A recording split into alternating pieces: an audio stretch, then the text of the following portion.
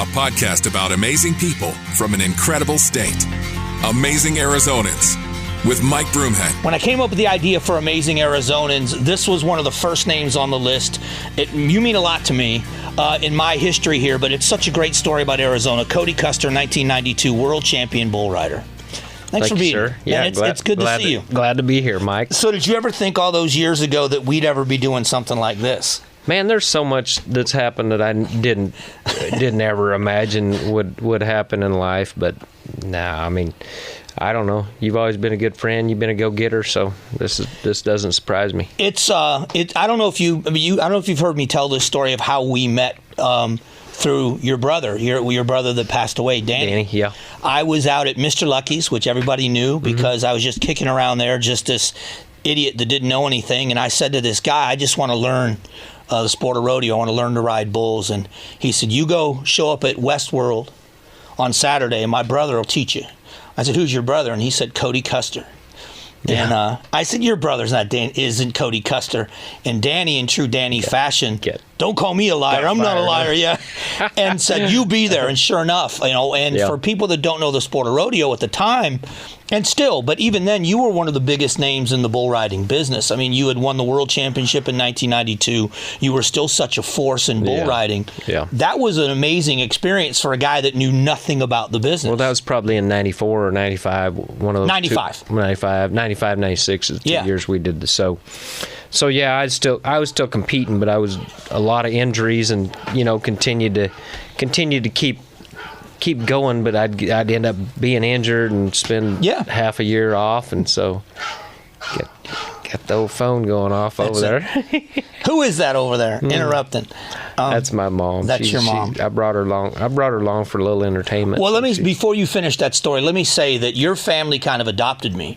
Yes, your sir. parents became like parents to me. I mean, they looked over so many people at these rodeos and bull ridings, and that just became a part of your family, didn't it? Right. Well, that's I tell the story. Mom and Dad took in so many people into their house and into their, part of their family, that I've got thousands of people that tell people they're my cousin or like my cousin, So Mom and Dad always had people in the house, and so I mean, a lot of my relationships that I have now are people that got brought in, spent time living with us and stuff like that. So.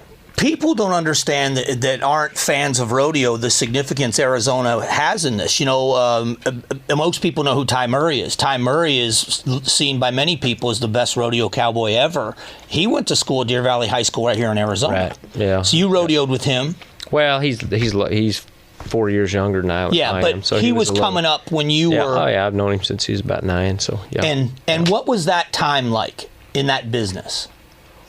I mean, it was just we were all kids just doing what we did. So I don't know. He's just a little punk kid, and I mean, and was pretty talented and stuff. But I was different. I was a different age group all the time. So I was a little bit older than him. So I didn't really. I kind of probably was a bad influence in Ty's life when he was young, just because I could buy beer and them boys couldn't, so I kind of helped corrupt that whole little group of kids. But no, I mean, just to see how many guys in the state of Arizona that have gone and made something. There's a lot of guys that have left. There's Greg Armstrong left. He was an Arizona guy, and he's got a lucrative business in Oregon now, and my brother Jim Bob's in Washington State, and there's lots of guys that grew up here, started their rodeoing here, and then left and went other places because rodeo is not predominantly, it's not large here. It's a pretty good place to rodeo, but there's always some place bigger and better to go. So you were a big part, but you were a big part of the growth of the sport of bull riding because you, along with some other people, came up with the concept of the professional bull riders. Well, yeah, we didn't come up with any concept. We were in the right place at the right time. We were guys that were riding bulls for a living, and there was quite a few other standalone bull riding events, and there was an association called the Bull Riders Only. Yeah. The guy that ran that I didn't see eye to eye with him, so I wasn't really even involved in the Bull Riders Only the first year. But what happened is those guys were putting on those events and putting up minimal amount of money for the riders, and we all felt like that if they didn't have us, there was no bull riding. And so we kind of got together and made a collective bargaining group, and that's kind of how that came about. So it wasn't so much, we were just in the right place at the right time. We had Bud Light came on, and they were kind of our main sponsor, and then of course the Nashville Network televised our events. So kind of everything fell into place. I don't think we were any smarter than the guys ahead of us, but I think it just all fell into place at the right time, and we were trying to build something for our futures. But wasn't it the guys that did it, though? It was the guys that were at the top of their game as far as riding bulls goes, putting out there and saying the Cowboys should be making the money here. And then now the focus in the PBR is also on the livestock. People know as much about the livestock as they do about more. Yeah. I mean, it's the bulls have become, they've become famous and marketable and all that stuff, and they don't have opinions. So I don't know. I don't know that. There's a lot of guys that ride bulls really good that should be at the PBR that aren't, and there's a lot of guys that are at the PBR that should be back going to rodeos, and so that's just my opinion. And that's always going to happen. Back in my day, there wasn't as many opportunities and different directions you could go. Like if you wanted to be considered the best, you went to the PRCA. There was the IPRA and the PRCA. Nowadays there's 72 different associations that pay good money, and so these guys can be a little fish in a big pond or a big fish in a small pond and make a great living at it. So I don't think that the guys are collectively coming together and matching each other like we did.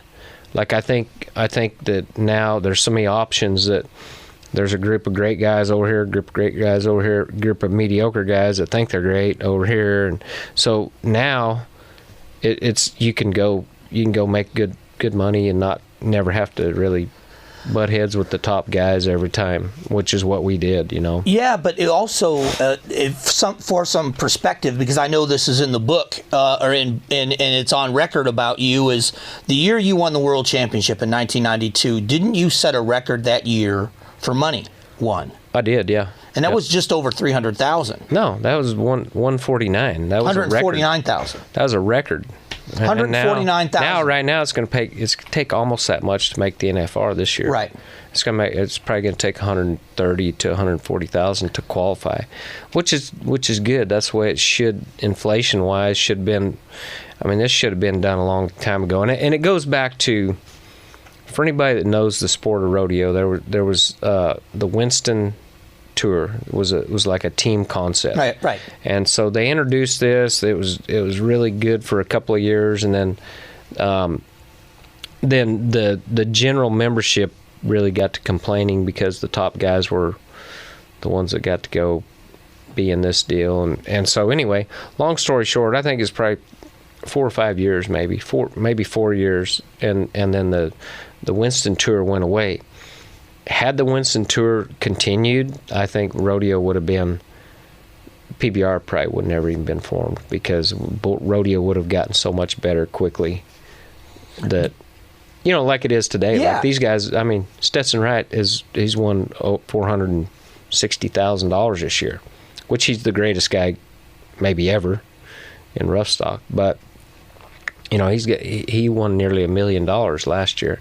Sage Kimsey's won. He won nearly $1 million one year, and he continues to keep winning. So it's, I don't know, it's great. It's a great time to be a bull rider or a rodeo cowboy, because you can leave a sport with something substantial, and walk into something. Walk into after rodeo life not being a broke. Which there's some that still will, but I'm saying the opportunity's there at a level that it never has been before. I want to talk about one of the things that has been most significant in my life, and you won't remember this, but it was significant to me, was you were the first adult person outside of a church building that ever prayed with me.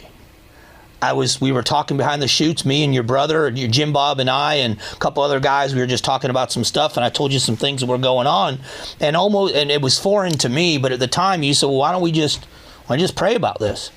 And it really changed my perspective on prayer and faith. And you had a big influence on me when it comes to faith. Right. More so than I was such a terrible at the sport of bull. I was so bad at it, but I loved it so much. I was so bad at it, but I loved it. And I loved working behind the pens with you guys. I was just bad at it. But I learned so much from you about the way you handled yourself. Can you tell the story about the buckle and about what you did that was different than other people did that have won the world championship? Well, I'll get to that, but let me start with this. So my way of looking at things is, you go through stuff and people tell you, well, I'll be praying for you, but do they ever? I do it. Like I say, hey, I'll be praying for you, and I'll walk away from the conversation without having ever done it, And so that's where I got, like what you were saying, I got to where more times than not, I'll pray with somebody at the moment, And I'm no eloquent speaker or anything like that, but just letting somebody know you're in the trenches with them. It might, I mean, I've been through some hell. Yeah. Since then, life was pretty hunky dory till, at that point in life, and so. Anyway, I think a lot of times people say, oh, yeah, I'll be praying for you, and then they walk away from the conversation, and do they ever pray for you? You don't know. But if you pray with somebody at the moment, it doesn't have to be anything huge. It's just, just a short prayer and maybe a hug or whatever, and people then they know, then they feel like they're valued. But you have to know the gravity as well, in the sense of people look up to you. If anybody's involved in this sport, if anybody knows about this sport, you know that there's a level of celebrity connected to you because of your success in the business and the Pro Rodeo Hall of Fame and all the things you've done with starting the PBR, that it's one thing to say, hey, I was at this thing and some guys wanted to pray with me, is a nice gesture.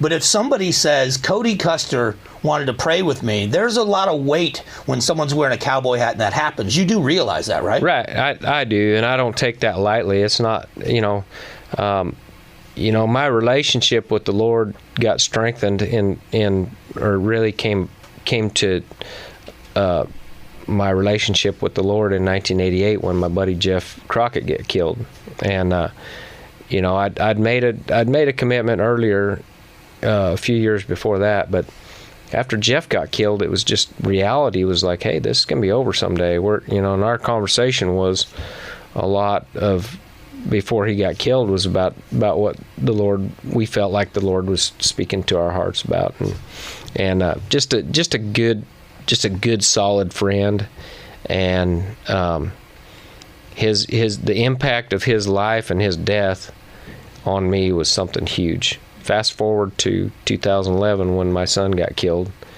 I was having probably the roughest day after he was killed, and it was brought back to my memory that Jeff's life and his death impacted me in a good positive way, and so I was able to. It was just kind of a sigh of, okay, that was a little bit of peace in the midst of hell, that Aaron's life was the same as Jeff's life, to a bunch of people as Jeff's life was to me. So anyway, with all that said, that's kind of where my relationship with the Lord started. Got strengthened. It started a long time before that, but Mom and Dad have been through losing a couple of kids, my brother and sister. So I didn't understand really what they'd gone through till I lost my boy, and so you don't understand that. But on the backside of that, since that point, I've been able to relate to people. I'm the person people call. Hey, my buddy's daughter got killed. Will you talk to him? Will you meet for breakfast? Sure. But it's as long as you brought all this up, I want to step back because I think the strength of your faith. People say testimony, but the strength of your faith and the strength in people's minds and your family is because your family has suffered so much loss. Yeah. And yet, meeting your parents, your father talking about his faith, your mom talking about her faith, and learning that they had lost 2 children, and then how Danny was injured when he was young, but then when he got older, he was killed in a horrible accident, a horse accident. I remember being at that funeral and watching your family stand there and watch somebody they loved so much, and yet what they talked about was faith and hope. Yeah. To me, those are the words that carry weight, that when you're in the middle of tragedy, that you can still talk about hope. Right. And that's what your family's done, in my eyes, has been doing for a couple of decades now. Yeah, and I'll be honest with you, I got through Aaron's death pretty good. My faith was solid, and then Danny got killed, and my faith was pretty good. When Dad died, I kind of lost my crap for a little while. Kind of had my head up my butt, and got to drinking a lot and acting. Just acting out of character for me, and so it's been, there's been a lot of stuff happen since then. Dad died in 2018, so it's been, 5 years ago, and my life's taken a little bit different direction, and but I'm still walking forward, and and the thing is, I was always the guy that was there for people, right? And it came to a point when I needed people, and I didn't really know how to be that guy. I was always the other guy, and so I've learned how to be the other guy for It meant a lot to me when your father was in the hospital, when he was in his final days, that your family allowed me to go and say goodbye, and I was there with a couple of guys. No one here is going to know, but Corey Fite was there and some other guys, and it kind of struck me then what an influence your parents, your family had been on so many people, that when at this time they wanted to reach out, and you guys, at a time where you could have been very private, that's a private, very difficult time, but you invited those people that your father had influenced, and I had a chance to say goodbye to your dad, and that meant a lot to me. That was on my dad. That was my dad. He wanted to see everybody. It wasn't especially us making a decision. It was him, because that's who he was. He was a people person, He's really a people person, and loved people, and so there was, I don't know if I could name half of the people that came in there came and saw him before he passed. So. Yeah, it's hopefully you recognize the influence, because I know you're a very humble guy, but you've influenced so many people, and we haven't even gotten to the story of the buckle yet, about why you did that, because I think that's a symbol of humility. So let me set this up and tell me if I'm wrong. All of the World Championship buckles in the PRCA look the same, so that when you see one, you recognize it. Very recognizable. And yes, you have the gold buckle says the event that you won, and then it has your name on it. Right. Yours doesn't. No, and I'm not going to take total credit for this idea, because my friend Alan Bach has a World Championship buckle that says Jesus is Lord, where his name would be, and I wanted to. I just thought, if I ever won the world, I'm going to do something similar to that, and so I put glory to God where my name was to be, and not out of. I think I have a problem with false pride. Like, I think false pride is sickening. Or false humility. Sorry, let's put it that way. I think it turns into a pride thing if it's false.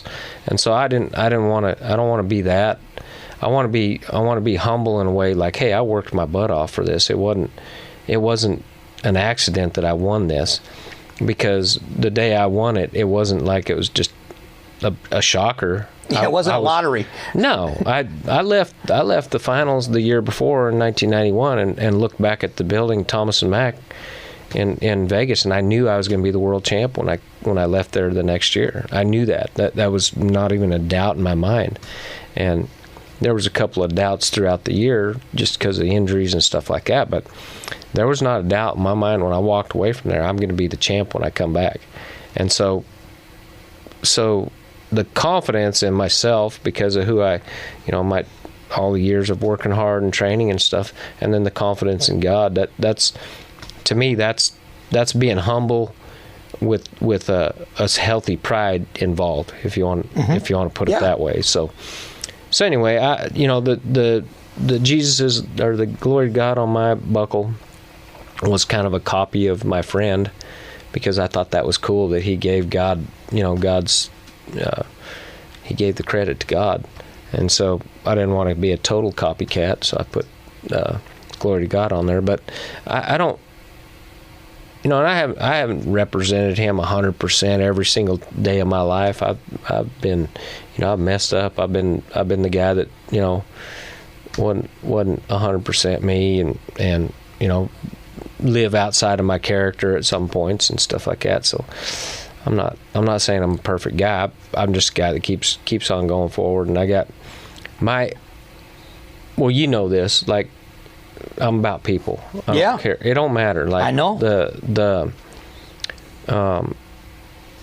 everything I've done, everything my family's done, all that has to do with the people that God's put us, connected us with. And I don't think any relationship in this world is an accident. I think they all have some kind of value. Some of them are bad values. Some of them make you sad. Some are bad examples. Some of them make you sad. Yeah. Some of them are forever. For your whole life. Some of them are temporary, but I don't think any of them have. I mean, if you look at it, I don't. Maybe some relationships come and go without you ever knowing what it was about. But you still learn something from them. Right. Either you do or they do. One of the two, or both. But I mean, there's relationships I've have. I got a couple of guys that call me, and when I see their number, I'm like, oh my God, I got to talk to you. Okay. Am I one of those? How you doing there, Mike Broomhead? What's wrong now? Yeah. But you know what I'm saying? Like, I don't shuck those guys off often. Sometimes I got stuff going on, but I call people back because, hey, people are going through stuff, and I got one guy that every conversation he's got something going on that I can't help with. But guess what? I can be his buddy and talk to him and say. Let me ask you, because in all of this, there's a level that people don't understand. Because you're such a humble guy, I don't think people understand some of the accomplishments. I mentioned it earlier, but I almost glanced over it. Being inducted into the Professional Rodeo Cowboys, the PRCA Hall of Fame. Right. You're a Hall of Fame cowboy. Now that is something that everybody recognizes. When they made the movie about Lane Frost, that everybody remembers, 8 Seconds, you were one of the key people behind the scenes doing the rides in that movie, correct?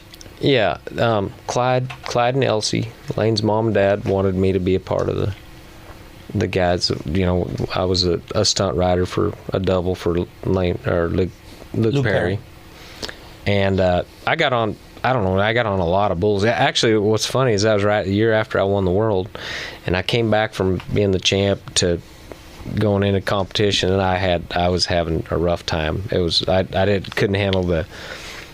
I had a hard time handling being the champ, and so my riding was sucking. I was in pretty bad shape. Well, we started filming this movie in April, last part of April, into May, and man, I got on a lot of bulls during that movie with no pressure, other than just, hey, I was enjoying. The movie was an honor to my friend Lane, and getting to spend time with. There was no pressure, and man, my riding got really sharp. And shortly after that movie, after we got finished filming, I was kicking some butt, and I cracked the top 15 to be back, go back to the NFR, and then I tore my bicep tendon the week after I cracked the top, got back in the top 15. And my son Aaron had been born in March of that year, so I was a little upset, shaking my fist. Yeah. Why me? Yeah. But I got to see my boy, when he was in the first year of his life. I was there involved a lot, and so. What was the induction like into the Hall of Fame? And everybody recognizes, the NFL, Hall of Fame, and they do these big things. So they knock on someone's door and they're wearing the jacket and they say, hey, you're going into the Hall of Fame. When you got notified that you were going into the Rodeo Hall of Fame, who did you call, and what was that feeling? Well, so my friend Clint Corey, who's a world champion bareback rider, I'm sure he's in the Hall of Fame. He's the one that called me. He was on the committee, and he asked if he could call me, and he called me. I was driving. It's one of those things where you don't, like when you set out to ride bulls, it's not about gold buckles, it's not about Hall of Fame, it's about the love of the sport. Mm-hmm. And so I went through my career, and there was no doubt in my mind I was going to be the world champ someday. That was that was one of my goals that I set back when I was a kid.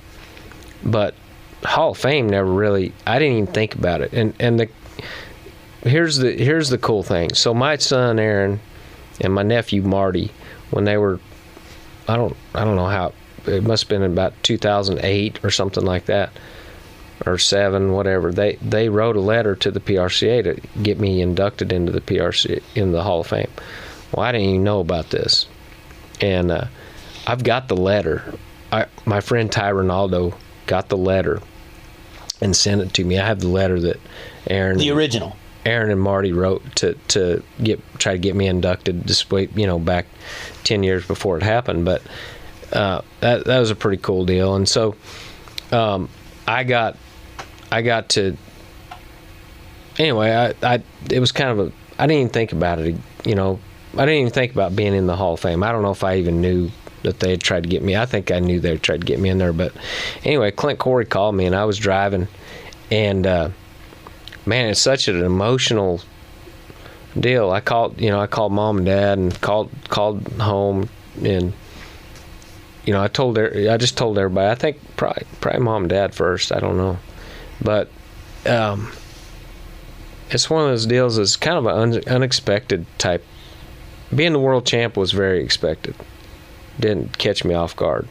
Getting into the Hall of Fame was something that was huge. But it's a culmination, man. It's the entirety of your career. Yeah. It's your influence on the sport, and it's something. I mean, the gold buckle can't be taken away from you either. But to say that your career was so stellar in both who you are and how you rode, that you deserve to be there with the greatest of all time. Right. Well, so last week this past weekend, I got to be part of the induction, the Ring of Honor. Yeah, I saw that. With Cody Lostro, who's a young guy that came along, and he called and asked me to be the presenter, which was as big an honor to me as being a Ring of Honor guy. You know what I'm saying? Mm-hmm. So it meant something to me that guy respected me enough to ask me to be the guy that presented. And basically what I said is the Ring of Honor is the requirement to be in the Ring of Honor is to be a great bull rider, right? Cody Lostro brings much more to the table in the name, in the name of honor than just his riding. He's a great husband, great dad, a great friend, great representative of the sport, and all that stuff. So with all that stuff I said, I think about that's the requirements to be a Hall of Famer.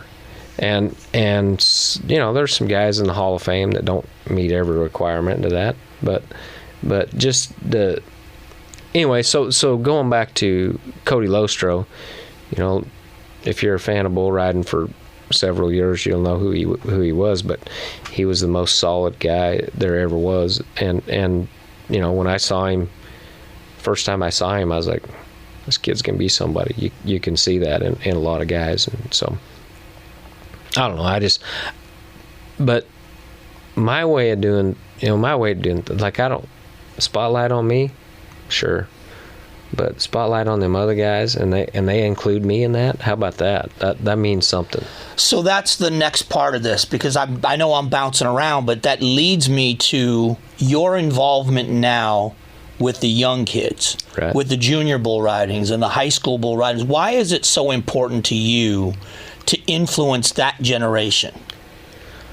Well, okay, so first of all, you think about, so 2005, I went to the junior high national finals, which was in Gallup, New Mexico. And what I saw they were doing to those kids was outrageous. It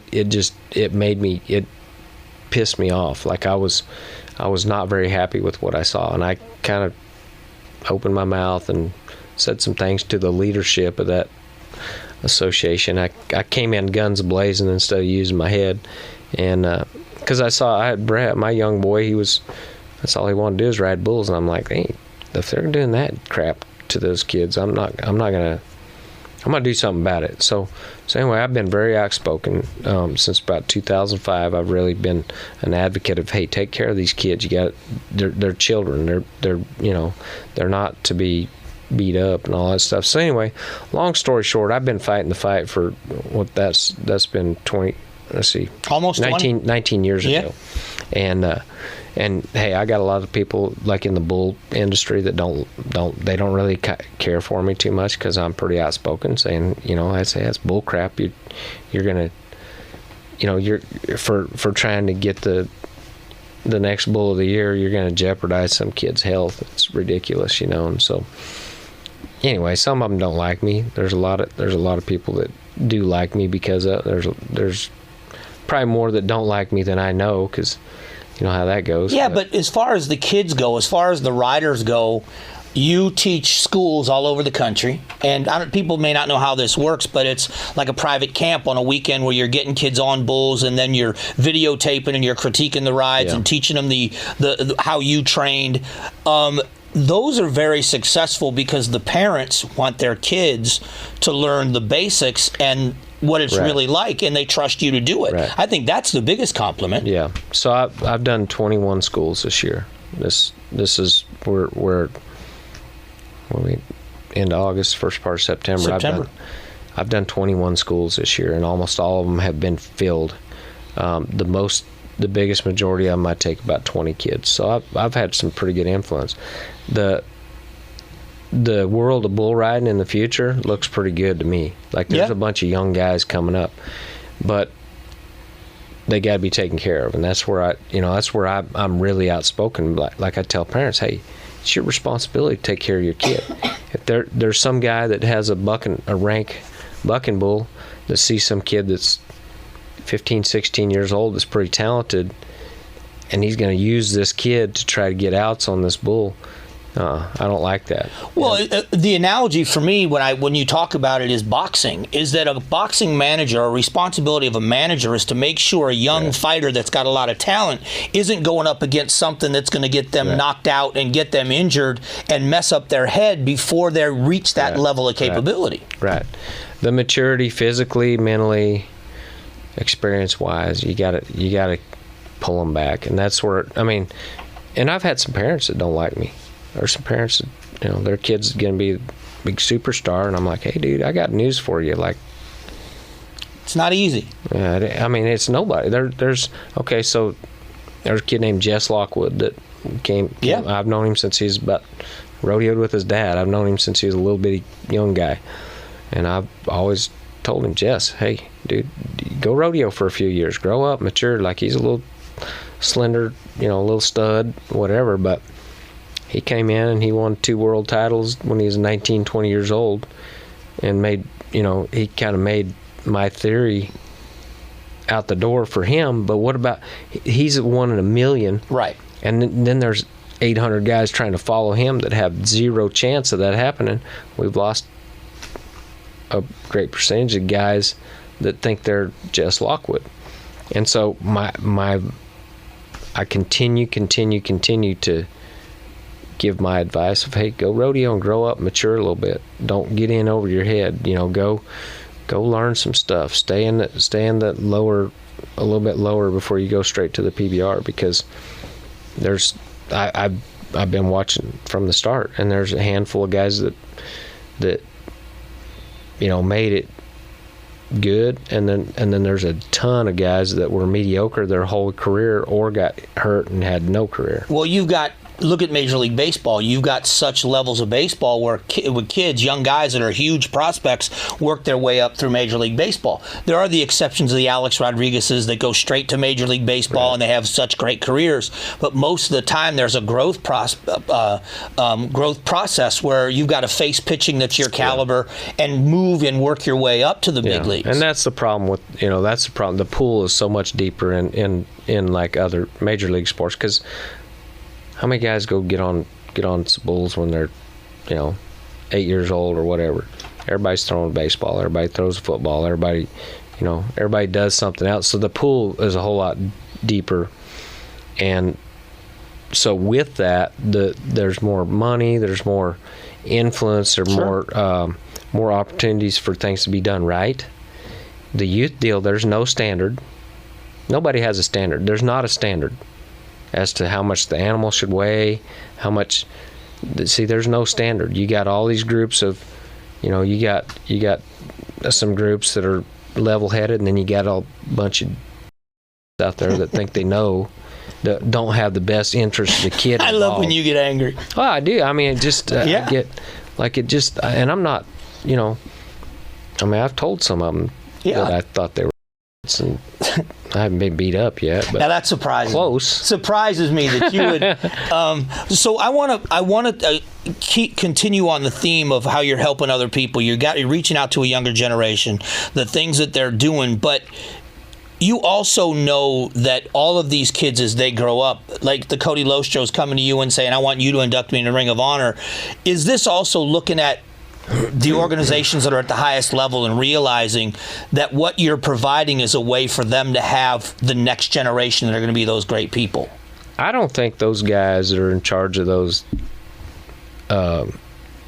associations care about anybody but themselves. So now you talk about the leadership or the people running the leadership. But they have to be concerned about who's going to come in next, don't they? They don't care. Everybody's expendable. But you have to have, replaceable. With the livestock that's there, and I'm talking just, let's say, the PBR for a moment, because that's what everybody sees on TV every week. With the caliber of livestock, with the breeding programs and how good these bulls have gotten, if you don't have the level of people like a Jose Vitor Leme or these other guys, if you don't have guys that can make the 8-second whistle, nobody's going to watch a bunch of guys just get bucked off. Right. And I mean, they've started this team concept, which is kind of cool. One, I'm not a huge fan of the outlandish celebration over a guy finally, riding a bull that every one of them there should ride. That's me personally. I don't get off, like, it doesn't excite me to watch, which I'm a bull riding fan. I still love watching riding bulls, but with the team concept right now, my opinion is just my opinion, and I've voiced this opinion. In order to make it a good show and to really validate the young guys coming up, I think they need to back off on the bull power, and let it be a good show for the fans. Let it be the champs come in with a good opportunity to get through the off season healthy, and then these young guys ride with their heroes and have a chance to really develop and grow. Yep. Now, I don't know what all these guys are doing. There's 8 different teams, and there's guys that were great bull riders that are coaches. So I don't know what they're doing personally. I'm not really involved at that level, and I just hope I hope they keep the integrity of taking care of the kid, these young guys, because some young 18-year-old kid that really doesn't belong there, he should go rodeo for a couple of years and back, or maybe not even a couple of years, just go grow and mature and figure stuff out. But they don't care.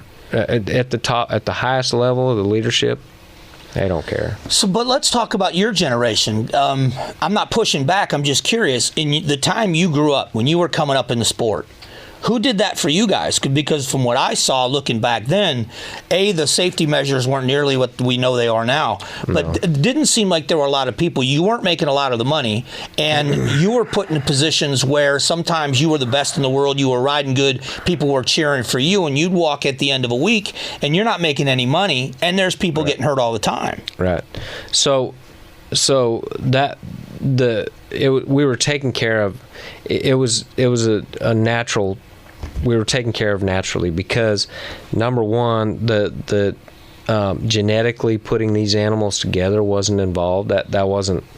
Now there's bulls. The pedigree on both sides of the animal is great, and so they're getting bred genetically put together. Kind of like racehorses. Well, exactly. And so in our era, we got taken care of accidentally. It wasn't. Now it has to be a strategy. Like when I was a kid, there was junior bulls were junior bulls. And now you go to a junior rodeo, there might be some bull in there that's a 23 pointer, out of 20, the judging part of it, for those of you that don't know, it's 1 to 25, and so 25 being the best animal out there. There could be a 23-point bull at a youth bull riding, and that never happened. When there might be a 20-pointer at our youth deal, and you never saw him again because they sent him to the big leagues. And so we're talking like 14, 15, 16 points out of a 25-point animal. So it's just a different era, and that's why I try to educate parents. I try to educate people that are in leadership of these associations. Hey, back down a little bit. Who cares? The biggest argument that I get, well, what about the kids that can ride? Who cares? Like, why are you worried about trying to set your standard based on the best kid? If you did that in football or baseball or whatever.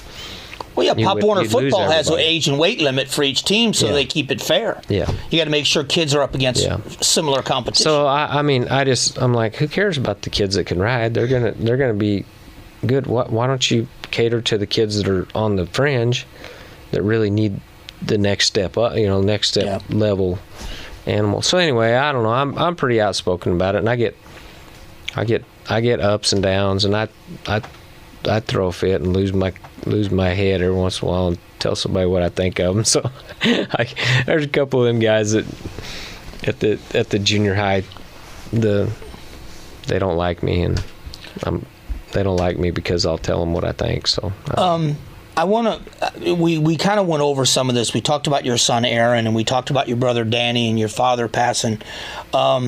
I also see posts from you when friends pass away in the rodeo business. We're getting to that age where we're seeing people we know, Casey Wells and some other guys we've known, Dan Fowley, the announcer. How do you balance that? How do you balance recognizing that you carry immense loss, but yet when you and I have conversations and I see you speak in public and I watch the videos of things, you still have a positive attitude. How do you balance that? Because we share losing a sibling. Right. I can't imagine losing a child. Yeah. How do you balance a positive attitude carrying that kind of loss? It's got to do with faith, you know what I'm saying? I got my trust. My trust is in God's got his hand on us, and in the middle of, like I said, that day when I was having a rough day, and I remembered what Jeff's life and death meant to me, and it transferred over to Aaron, So just seeing, like in the midst of things, seeing how people's lives are touched in the middle of tragedy and all that stuff. I think that, and I've experienced that, and I've seen it and all that kind of stuff. So I think my faith is where I've always gone to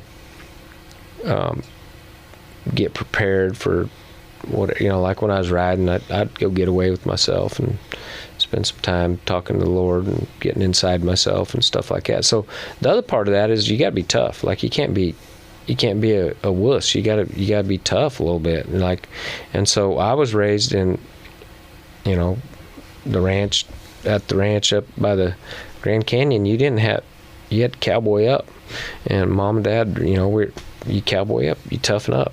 Stuff goes wrong. You gotta toughen up and get through it. And your parents are pretty tough. I learned that pretty quickly when I met your family and seeing old pictures. Your mom was a trick rider, right? Yeah. Yep. Your dad was a heck of a rodeo cowboy, injured pretty severely a couple of times. Yeah.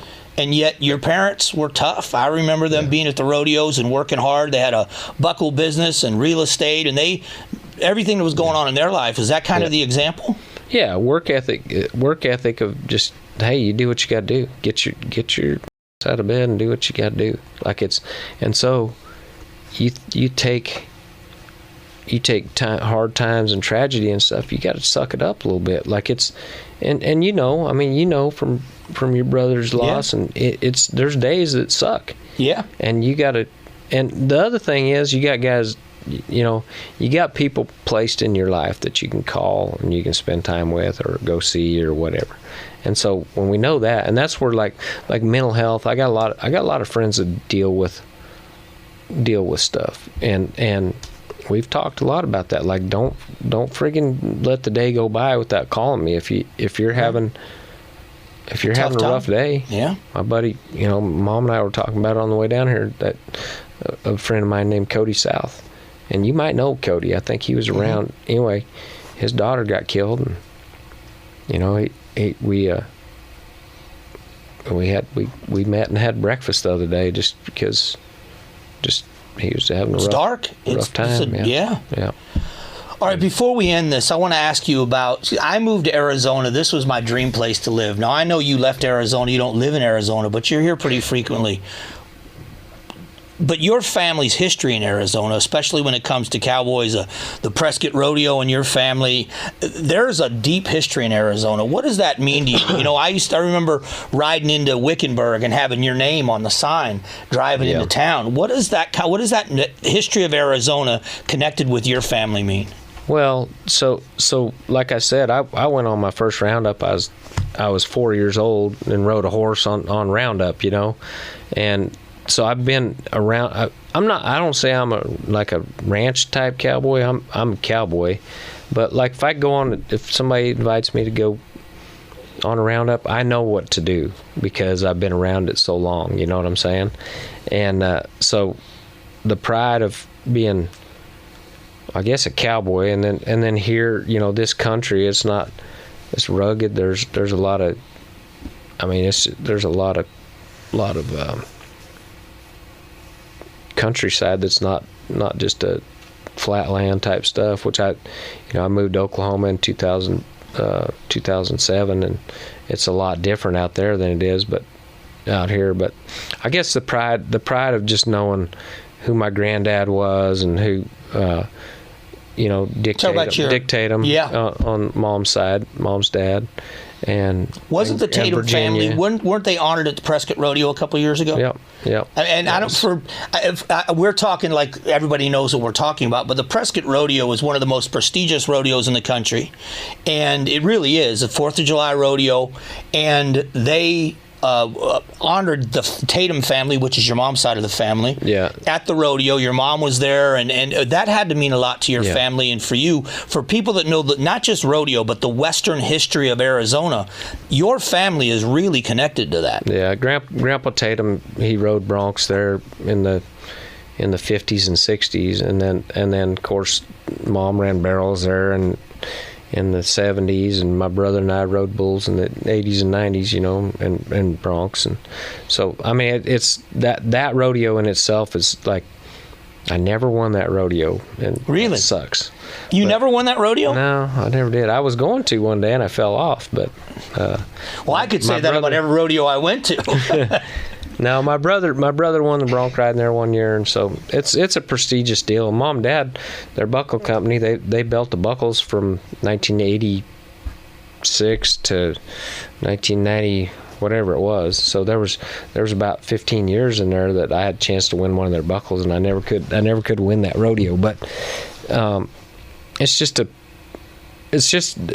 something special to be from where you're from and have, like, my grandfather, my dad's dad, Jack, he was the fire chief in Prescott, and I think if I remember the story right, he was the first paid fire chief in the state of Arizona, over here at 7th Street, the 7th Street fire stations where he started, and then he ended up being at Prescott the fire chief up there. So there's a lot of history in that town for our family on both sides and stuff. So it just, I love coming back and spending time in Wickenburg, because we moved there when I was a freshman in high school, and that's where we finished we built our family there and our life there. And Mom and Dad's place was like open to the, you remember? Yeah. That, and we were talking about that at the very beginning. There was tons of kids or guys that came and spent time at Mom and Dad's house that every time I see them, that's what they talk about. Like, that was a great time in life. And so, what's funny? Your parents never, at least not in front of us, your parents never acted like, when the car pulled up in the driveway. Your mom always, at least she acted like she was happy to see me. Yeah. Same with your dad. Yeah. And they did that with everybody. You felt like, man, it's so good to see you. And there had to be times where they just wanted to be alone. It's just they just needed some peace. Yeah, I don't know. But they never locked the door. Yeah. They never locked the door. Well, that's just how I don't know. That's just how we were we came up and raised, and I think they had people like that in their lives when they were young, helping them the same way.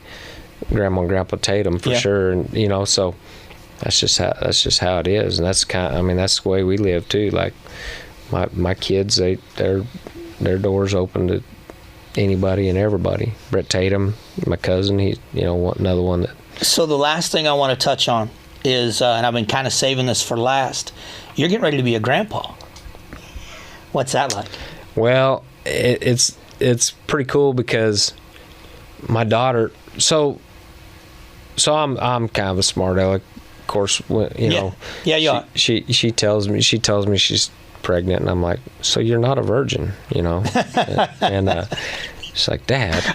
And then my son said something a little rude to her about, you know. And then later on, he came back and he said, hey, he said my messed up sense of humor made me say something silly, but he said I'm really happy for you. And he said if it's a boy, you can name him Aaron because that's your name, you know. That's so however that goes. Yeah. And, so anyway, my kids are just great kids. They're both good humans. There's not you know, they don't lash out at people.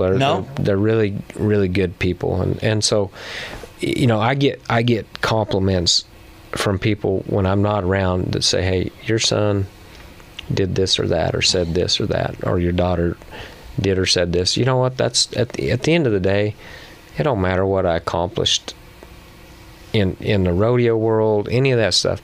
If my kids are respected and people know that they're a good human and they love me back, I'm good. I know that's true. And my grandson, you know, well, we found out it's going to be a boy, so we'll see how that goes. I don't know. If he's anything like me, he's gonna deserve some butt whippings or whatever. But I don't know if I'll be the one to give it to him. But somebody said, "What are you gonna be called?" And I said, "Well, probably one thing when they're around and something else when I'm not around." Right. Yeah. But no, I'm excited. I'm really excited. Lacey, her and Hayden Henson from Arizona, they're from Wickenburg. They haven't gotten married yet, but they're getting married, and just exciting. I don't know. Just the next chapter, I guess. Yeah. Next phase of life. So I don't know. Everybody's pretty excited about it, and so yeah, exciting. Go back to the beginning. The theme of this is about people in Arizona that have had big influence on my life, but I think are great stories that people would want to hear, and I know your story fits. But it gives me an opportunity to say thanks to you publicly. I know we've talked privately about this, and I'm glad your mom's here to hear it, because your family was such an influence on me. I thought, I'm going to go in now and I'm going to be this rodeo cowboy that's going to be, because I got the best coach, I got the best teacher. I told people that, I said Cody Custer was in the arena when I rode my first bull. When I covered him, I made 8 seconds, and they thought that was amazing. I said, but what you don't know is he was running next to me, telling me what to do. That's how bad the bull was. But it didn't matter in the end. You taught me so much more. You've been so much of an influence. The value of that whole time. You know, there was 2 or 3 years there we were together all the time, and so we built family. You know what I'm saying? And we're talking Jake Wiggins and I mean, from Luke Kraut to you to Mom and Dad to Jim Bob and his family. I mean, there were so many people that this thing got built around. And then now you see guys like Coy Kraut, Luke's boy, is a bad to the cat bullfighter. Both of his sons. Yeah. Coy, he's one of the best bullfighters in the world. And then Boyce is a bareback rider. Yeah. He moved out there by me, and he's about, I don't know, probably 2 hours from where we, where and our also place good is. Kids, really good kids, and so you just, I mean, the family atmosphere that time, those couple of years there, I was pulled back from rodeo because of my injuries. Right. Thank God. At the time, I was mad because I was injured, but looking back, all the times, and the relationships that were built, people I still have a relationship with now and spend time with and call on the phone, talk to about about life and stuff. So, that's the whole part of life that, we got ideas and plans and all that stuff, but sometimes stuff gets a little derailed, and then when you get back on the track, you see what it was about. It was about more than maybe the pain and the suffering or being mad because you didn't get it your way or whatever. Yeah. But it's kind of exciting, and I guess that if you go to Scripture, it's all things work together for the good of those who are called according to His purpose and love Him. So I really feel that in my life. I've been up and down and been through some stuff, and more things ahead, I'm sure. Well, I appreciate you doing this, and I really appreciate you bringing your mom. It was a nice treat to get to see her. You bet. Yeah. All right, thanks.